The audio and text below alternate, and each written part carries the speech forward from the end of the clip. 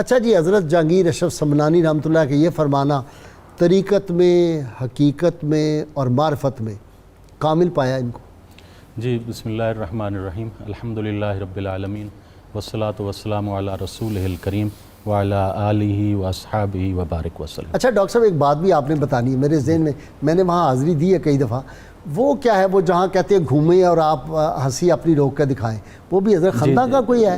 وہ حضرت سید جلال الدین سرخ پوش بخاری رحمۃ اللہ علیہ کے وہ ہے مزار شریف کے جی جی وہ ایک بنی ہوئی ہے چیز کوئی اس کے وہ میں نے بھی تجربہ کیا نہیں ہنسی روک گامن سکتے۔ سچار۔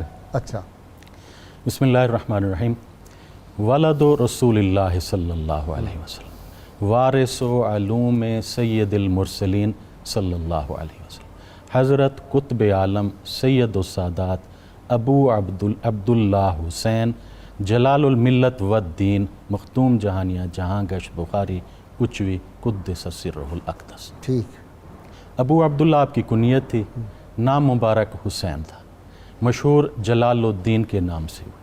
ٹھیک۔ سید السادات ہندوستان کے تذکرہ نگاروں میں اولیاء کے جنہوں نے تذکرے لکھے ہیں، شاید ہی کسی کے ساتھ سید السادات لکھا ہو سوائے آپ کے یا آپ کے دادا حضرت سید جلال الدین کے ساتھ۔ ٹھیک۔ حضرت شاہ رکن عالم نے آپ کو خواب میں خرقہ پہنایا اور فرمایا قطب عالم شدی، تو انہوں نے جب آپ بیدار ہوئے تو وہ خرقہ مبارک موجود تھا، اچھا، اور قطب عالم کا انہوں نے آپ کو لقب دیا۔ سبحان اللہ سبحان اللہ۔ جہاں گشت کا آپ نے فرما دیا، مخدوم جہانیہ، جب آپ ملتان میں گئے حضرت، نہیں جہاں گشت کیوں کہتے ہیں؟ جہاں گشت اس لیے کہ آپ نے سیرو فی الارض، اچھا اور ٹھیک، سارا سفر آپ نے پیدل فرمایا، ٹھیک اور تمام حج جو حج اکبر ہیں وہ پیدل کی ہیں آپ۔ ٹھیک ہے۔ جہاز وغیرہ نہیں تھے اس زمانے میں؟ گھوڑا ملا تھا، کسی نے دیا تو آپ نے وہ بھی ایک مدکوک تھے، بیمار تھے، ان کو دے دیا اور خود پیدل یہاں سے روانہ ہو گئے۔ اللہ، اس دور میں اس دور میں کوئی سڑکیں نہیں تھیں؟ کوئی سڑکیں نہیں تھی۔ جی۔ اور مخدوم جہانیہ جب آپ پہنچے حضرت بہاؤالدین ذکریہ قدس سرہ الاقدس کی مزار شریف پہ، آپ کی حضرت ایک عادت مبارک تھی کہ آپ سال میں 3 دفعہ 40 اعتکاف کرتے تھے، 40 دن، اچھا، اور عید کی رات کو آپ باہر نہیں آتے تھے، کہتے تھے کہ میں نے اپنے مولا سے عیدی مانگنی ہے۔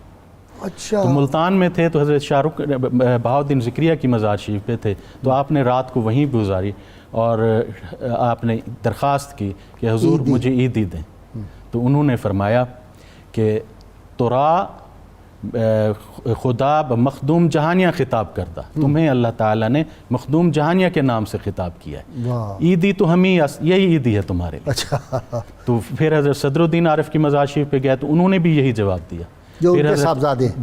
جو ان کے صاحبزادے ہیں، حضرت شاہ رکن عالم کی مزار شریف پہ گیا تو انہوں نے بھی یہی جواب دیا۔ جب آپ باہر نکلے تو جو بھی ملتا وہ کہتا تھا این مخدوم جہانیہ آسا، ہائے ہائے، یہ مخدوم جہانیہ، اللہ کے ولی کی زبان سے جو نکل۔ ولد رسول اللہ صلی اللہ علیہ وسلم۔ جب آپ مدینہ منورہ پہنچتے ہیں اور قدمین شریفین کی طرف کھڑے ہو کے آپ سلام عرض کرتے ہیں تو وہیں پر مشغول ہو جاتے ہیں، زائرین کو تھوڑی سی دقت ہو رہی تھی، تو روضہ مقدسہ سے یہ آواز مبارک آئی، یا والدی لا تقم بین یدی زواری۔ تو یہ آواز تمام وہاں پہ جو زائرین تھے سب نے سنی، یہاں تک کہ شیخ حرم دوڑتے ہوئے آئے اور انہوں نے آ کے کہا کہ اے صاحبزادے، یہ ایک جگہ ہے پیچھے جہاں پر حضرت شاہ رکن عالم اور حضرت شاہ نصیر الدین چراغ دہلوی سلام کے لیے عرض کرتے ہیں، آپ یہاں پہ کھڑے ہوں۔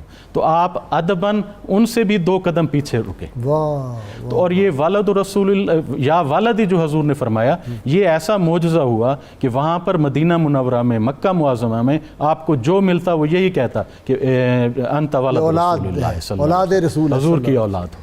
کہ آپ کے وہ جو شیخ تھے حضرت عبداللہ مطری رحمۃ اللہ علیہ، وہ تہجد کے وقت آپ کے پاس جب آتے تو ایک ہاتھ میں ان کے چراغ ہوتا، دوسرے ہاتھ میں کھانا ہوتا، اور وہ آپ کے حجرے میں آتے اور آپ کہتے آپ تو میرے استاد ہیں، آپ نہ آیا کریں، میں حاضر ہوں گا۔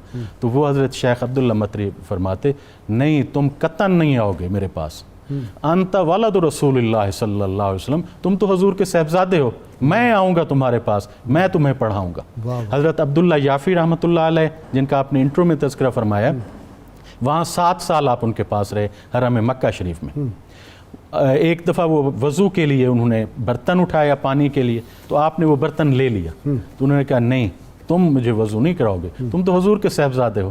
تو یہ وہاں پہ شہرت تھی کہ حضور کے یہ صاحبزادے ہیں. حضرت اشرف سمنانی رحمۃ اللہ علیہ نے اپنے لطائف اشرفی اور مکتوبات شریف میں لکھا ہے کہ یہ وارث و علوم سید المرسلین ہے.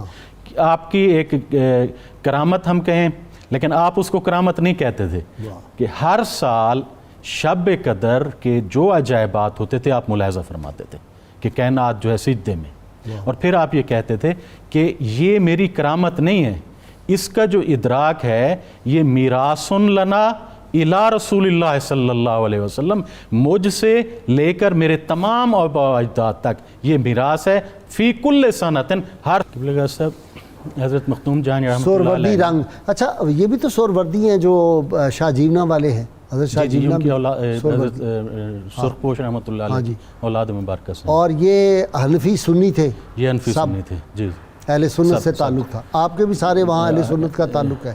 آپ حضرت مختوم جہانی رحمۃ اللہ علیہ، آپ میں یہ عرض کرتا ہوں جی آپ کی سب سے پہلے جو بیعت تھی وہ اپنے والد گرامی سید احمد کبیر رحمۃ اللہ علیہ سے تھی، سلسلہ حسینیہ میں اور ساتھ سلسلہ سہروردیہ میں. پھر اپنے چچا سے، اس کے بعد آپ پھر ملتان میں جا کر حضرت شاہ رکن عالم رحمۃ اللہ علیہ سے آپ نے فیض لیا. بات مسلک کی چلی حنفی کی، تو آپ فرماتے ہیں کہ میں مدینہ منورہ میں تھا تو وہاں پہ اشراف جو سادات جن کو کہتے ہیں مدینہ، تو ان کے میں محلے میں گیا تو انہوں نے مجھ سے پوچھا کہ ایو مذہب کا، تمہارا مذہب کیا ہے؟ تو کہتے ہیں میں نے کہا کہ مذہب ابو حنیفہ الی اجداد بخارا، میرا میرے والدین کا اور اجداد بخارا جو تھے وہ سب حنفی مذہب. واہ واہ واہ. اور آپ مدینہ منورہ مکہ مکرمہ میں جو آپ گئے ہیں بخارا کے؟ نہیں. اچھا میں گیا ہوں، میں سارے مزارات کی وہاں زیارت کی ہے. آج بھی وہ ایک عجیب وہاں پہ بخارا میں جو ہے نا وہ انوار کی بارش نظر آتی ہے جی آج بھی. جی شیخ حرم تھے حضرت عبداللہ یافی رحمۃ اللہ علیہ، ان کے صاحبزادے، وہ حرم شریف میں بیٹھ کے کہا کرتے تھے کہ اللہ تبارک و تعالیٰ نے حرم شریف بنایا ہے کعبہ شریف میں بیت اللہ شریف، اس لیے بنایا کہ اس کی زیارت کیجیے، اور مدینہ منورہ میں روضہ مقدسہ بنایا ہے اس لیے بنایا کہ اس کی زیارت کیجیے، اور شام میں بیت المقدس کہ اس کی زیارت کیجیے. پھر وہ یہ کہتے تھے وَخَلَقَ الشَّيْخَ جلال الدین فی الہند، اور اللہ تعالیٰ نے جلال الدین کو ہند میں پیدا کیا ہے اس لیے یزارو کہ ان کی زیارت کیجیے.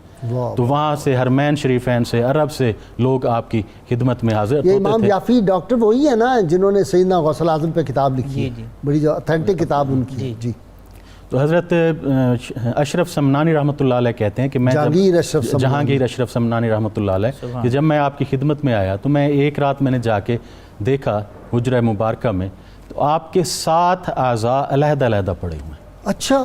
اور وہ نور کی طرح چمک رہے ہیں، اور ہر جو عضو ہے وہ مختلف زبانوں میں اللہ تبارک و تعالیٰ کا ذکر کر رہا ہے. اللہ. پھر کہتے ہیں میں دوسری رات گیا، دوسری رات میں نے دیکھا تو آپ کا جسم مبارک بسیط اتنا پھیل گیا تھا حجرہ مبارکہ میں کہ وہاں جو سوراخ تھے نا تو وہاں سے بھی آپ کا جسم مبارک باہر ہو رہا تھا.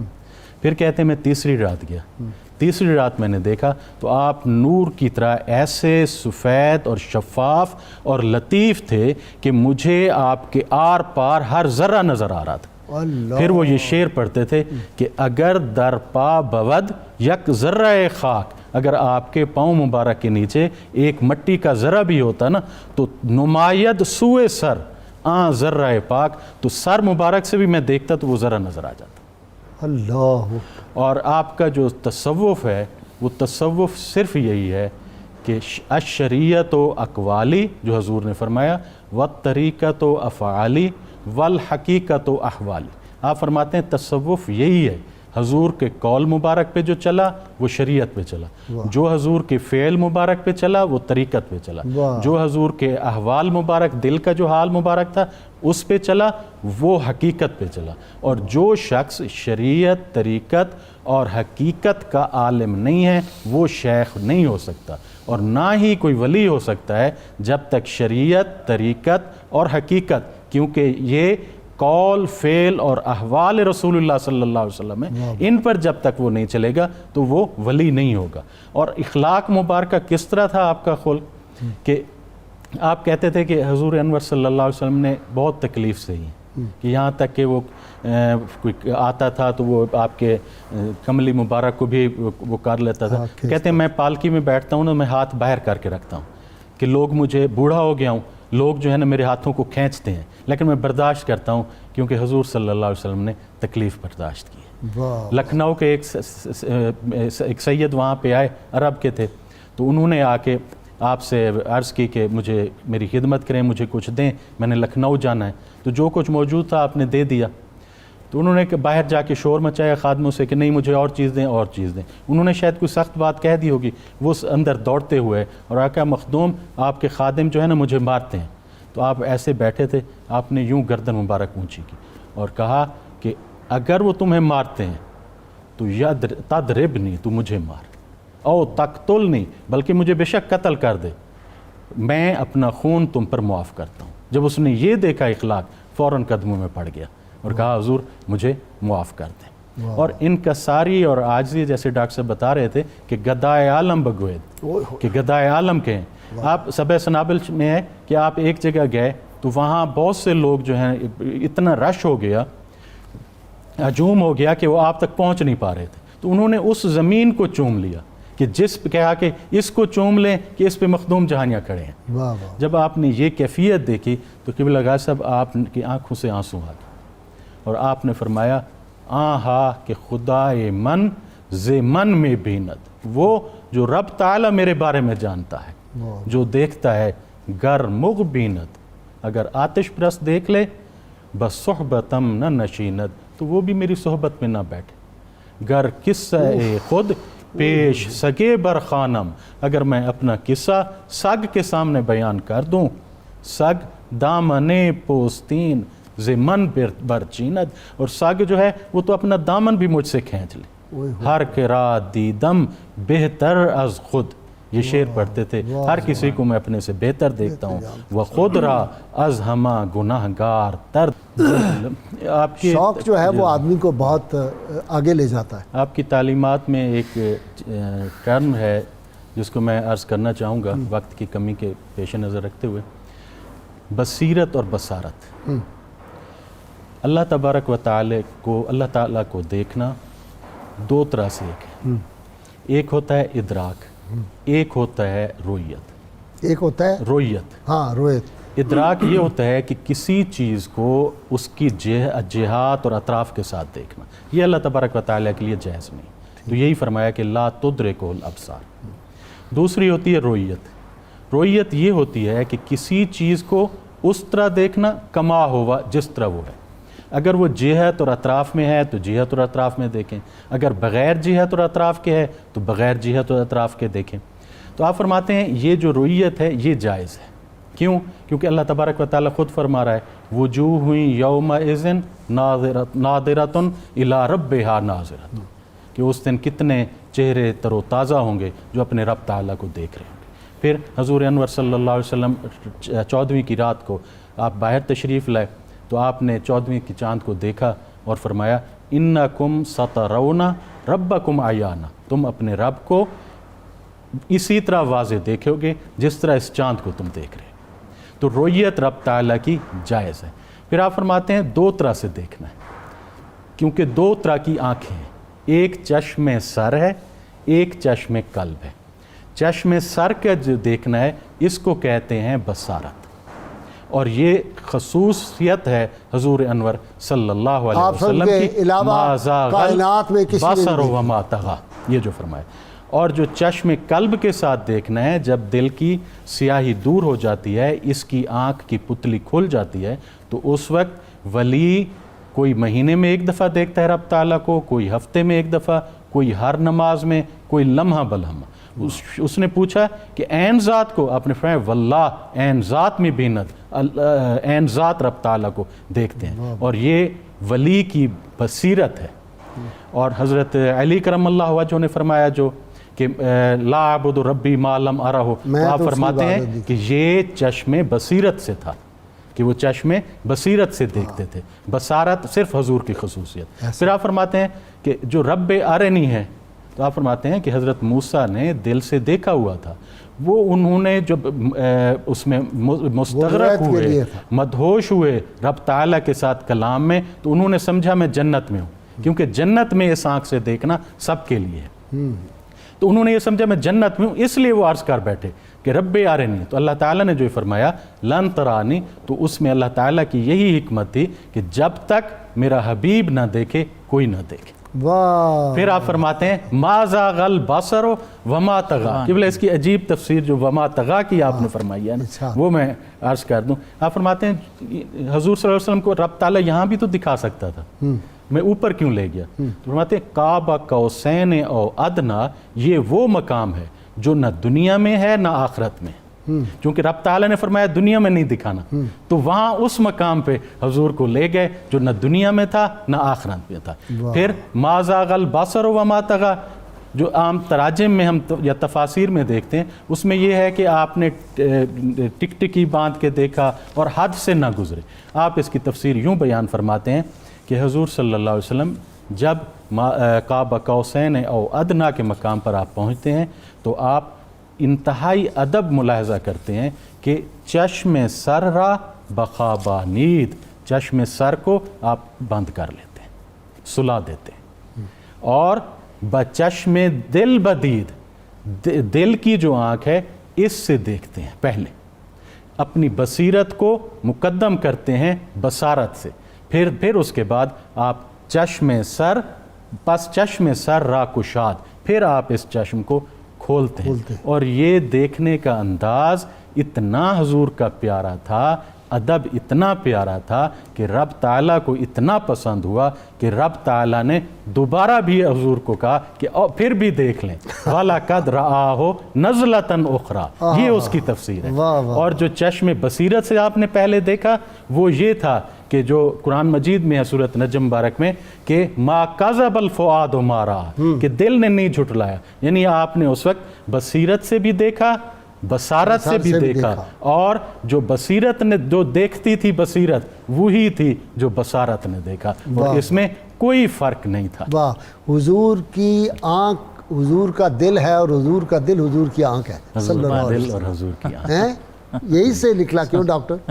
واہ واہ۔ اور آپ ایک اس میں جو قرآن مجید تیرے لیے ہر شب ہے مثال شب اسرا، تیرے لیے دو چار قدم عرش بری ہے، ایسا کوئی محبوب نہ ہوگا نہ کہیں ہے، بیٹھا ہے چٹائی پہ مگر عرش بری ہے۔ واہ واہ واہ، کیا کیا نہیں ملتا دو جہاں کو تیرے در سے، ایک لفظ نہیں ہے کہ تیرے لب پہ نہیں۔ آپ نے خدمت مخلوق کی بہت کرتے تھے، ایک شخص آیا، آپ نے اس کو کچھ پڑھا نہیں تھا تو آپ نے چادر بستر کی وہ اور تکیے کا غلاف کہا اس کو دے دیں، پھر آپ نے نماز شروع کی نفل، تو وہ خادم نے کہا کہ دیکھیں کیسے رحیم ہے، پھر اس نے یہ آیت شریفہ پڑھی وما ارسلناک الا رحمۃ للعالمین۔ حضرت مختوم جی رحمۃ اللہ علیہ نے گوارا نہیں کیا کہ میں نماز پوری کر لوں، آپ نے نماز توڑ دی اور اس کو کہا کہ یہ خصوصیت ہے رسول اللہ صلی اللہ علیہ وسلم کی، جو حضور کی خصائص ہیں اس میں کوئی شریک نہیں۔ دیکھیں نا، سیدنا صدیق اکبر کا وقت وصال ہے اور سیدہ عائشہ صدیقہ طیبہ طاہرہ رضی اللہ تعالیٰ عنہ نے وہ شعر پڑھے، وہ جو ہے کہ آپ کے چہرے وہ ہے جس کو دیکھ کے جس کے توسل سے بارش ہوتی ہے، تو سیدنا صدیق اکبر اس لمحے اٹھ کے بیٹھ گئے، انہوں نے کہا میری بیٹی یہ شعر صرف رسول اللہ صلی اللہ علیہ وسلم کے لیے پڑھا جا سکتا ہے، کسی اور کے لیے نہیں پڑھا جا سکتا۔ سیدنا فاروق اعظم نے تو وہ روک دیا تھا، وہ جو ایک بادشاہ کے لیے کسی نے شعر لکھا تھا نا، اس نے زہیر بن ابی سلمہ کا وہ شعر تھا، کیا نام تھا اس بادشاہ کا، میرے ذہن میں تھا، میں نے کئی دفعہ بیان بھی کیا، تو انہوں نے کہا کہ اگر تو انسان کے علاوہ کچھ ہوتا تو 14ویں رات کا چاند ہوتا۔ فاروق اعظم کا چپ کرو، ختم، یہی یہ صرف سرکار مدینہ صلی اللہ علیہ وسلم کے کہا جا سکتا ہے۔ آپ فرماتے ہیں کہ اتباع میں سالک کا کام آسان ہو جاتا ہے اگر حضور صلی اللہ علیہ وسلم کی اتباع میں چلو گے، اور اتباع میں آپ کا عجیب ایک انفرادیت ہے کہ جو آپ نیت کرتے تھے، تہجد کی آپ 23 رکعت پڑھتے تھے، اچھا جی، اور اس میں نیت یوں کرتے تھے 12 رکعت میں آپ نیت کرتے تھے متابعاً لرسول اللہ صلی اللہ علیہ وسلم، اچھا، اور باقی میں آپ نیت کرتے تھے تکمیلاً للفرائض، نفل کی، کہ جو فرائض میں کوتاہی رہ گئی ہے وہ پوری ہو جائے۔ چاشت کی 12 رکعت پڑھتے، 8 میں نیت کرتے متابعاً لرسول اللہ صلی اللہ علیہ وسلم، 4 میں نفل کی نیت کرتے، तरावी आप पूरा महीना पढ़ते, लेकिन 3 रातों में आप नियत करते थे मुताबियन ले रसूलुल्लाह, सुभान अल्लाह। बाकी रातों में आप नियत करते थे मुताबियन लिल खुलफाए राशिदीन। और सिद्दीक के मानी तज़किरा हुआ हज़रत सिद्दीक अकबर रज़ियल्लाहु अन्हु का, आपने सिद्दीक के मानी फरमाया 2। आप फरमाते हैं जो सिद्दीक है, एक तो ये सदाकत से निकला है, वह हुआ ज़िक्रुल मोहब्बत, मोहब्बत का जिक्र, आप यानी कसरत से मोहब्बत करने वाला। ठीक। दूसरा सिद्दीक है जो तस्दीक है, यानी कसरत से सच कहने वाला। फिर आप फरमाते हैं ये दोनों माने जो हैं बदरजा तम हज़रत सिद्दीक अकबर में मौजूद। हाय हाय हाय। और हज़रत अली करम अल्लाह वजह के बारे में आप फरमाते हैं कि हज़ूर अनवर सल्लल्लाहु अलैहि वसल्लम के पास 3 इल्म मुबारक थे। एक तो आपने शरीयत का है, सबको बता दिया। दूसरा इल्म मुबारक वो था कि जो आपने कुछ सहाबा को बताया, जैसे हज़रत अली करम अल्लाह वजह ने फरमाया कि अल्लमनी रसूलुल्लाह सल्लल्लाहु अलैहि वसल्लम, हज़ूर अनवर सल्लल्लाहु अलैहि वसल्लम ने मुझे सिखाए 70 बाबम मिनल इल्म, 70 बाब इल्म के ऐसे मुझे सिखाए मा अल्लमहा ले गैरी, जो किसी और को आपने नहीं सिखाया।